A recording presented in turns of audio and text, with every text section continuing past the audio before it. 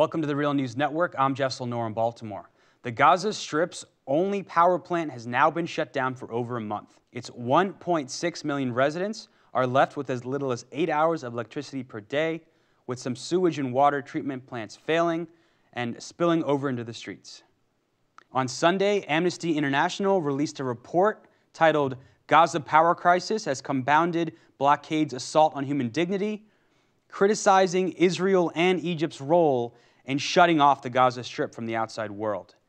The United Nations Relief and Work Agencies also warned that 19 of 20 of its projects have been ground to a halt, and the tightening of the siege by Israel and Egypt is leading to Gaza becoming, quote, uninhabitable.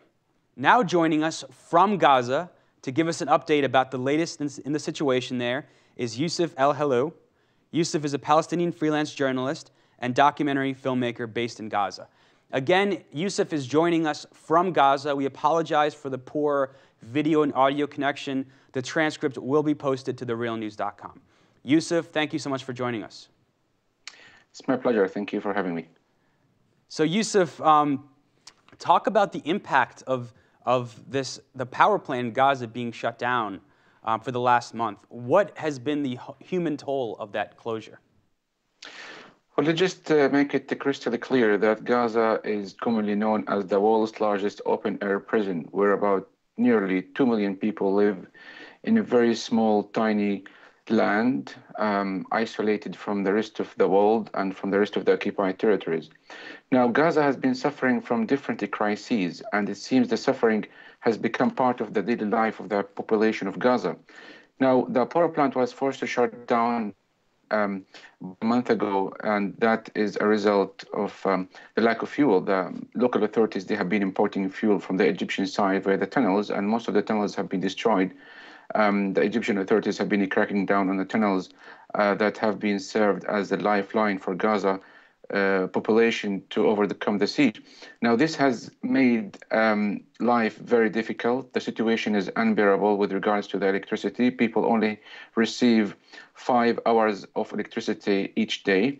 And this has negatively affected all aspects of life. Water pumping stations stopped working. Sewage plant or treatment plants were brought to a halt, and this has led to flooding in some cases. Water wells do not operate, and people rely heavily on imported Israeli fuel, which is double the price, very expensive. Not anyone can afford to buy the fuel. Transportation has been disrupted in many parts of Gaza. People, wait for a long time to get transportation from place to another place. Now, the water pumping stations stopped working, and as a result, people only, they receive sometimes they have to wait for a day or 2 days. The lucky ones they have to wait for a few hours to get the water transferred to their houses. So life is unbearable, and as UNRWA stated recently, for the second time in less than a year, they said that Gaza will not be livable by the year 2016. And it seems that Gaza is no longer in the news headlines, and that is because of the developments around the region here. Now, the other main problem is the closure of the Rafah border crossing, which is Gaza's only gateway to the outside world. And people here, they blame the local authorities, they blame the Palestinian Authority, they blame the Egyptian side, they blame, obviously, the Israeli side in the first place for imposing the siege that has been going on for the past 7 years. So people had enough here in Gaza, and they cannot take it anymore, although they are described as resilient. But sometimes steadfastness, you cannot just keep suffering.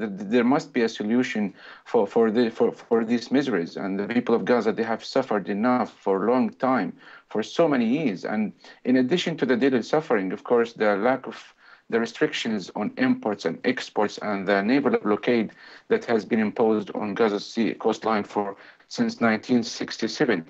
And today, by the way, about 200 young Palestinian activists, joined by a number of internationals, they held a demonstration at sea. They sailed along the Mediterranean Sea, along Gaza's 40-kilometer coastline to protest the ongoing Israeli siege, which is the main problem. So they wanted to send a message to the international community to take action, to take practical steps, to impose pressure on the Israeli authorities to lift this illegal, inhumane siege.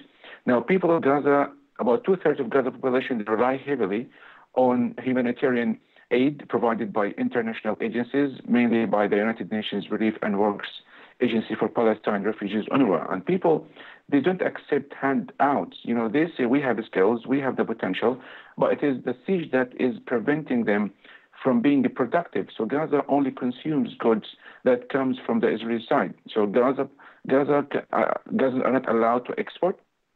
And before the destruction of the tunnels, about 60 or 65% of Gaza's goods used to come by the tunnels. So it's obviously the siege is still having a heavy toll on the population. Farmers cannot produce their produce. The fishermen, can you imagine? Gaza is a coastal city, and we are forced to import frozen fish.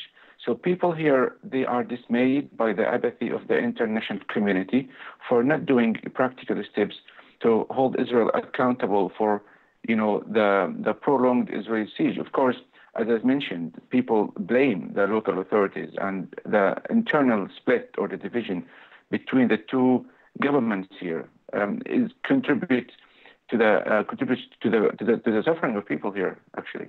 Yusuf, thank you so much for that report. We'll link to all of your reports just beneath this report, your reports about the Rafah border crossing, the restrictions there, as well as your many other reports you've produced for The Real News over the years. Thank you so much for joining us. Thank you. You're welcome. You can follow The Real News on Twitter @TheRealNews. You can tweet me questions and story ideas @JesselNoor. Thank you for being with us.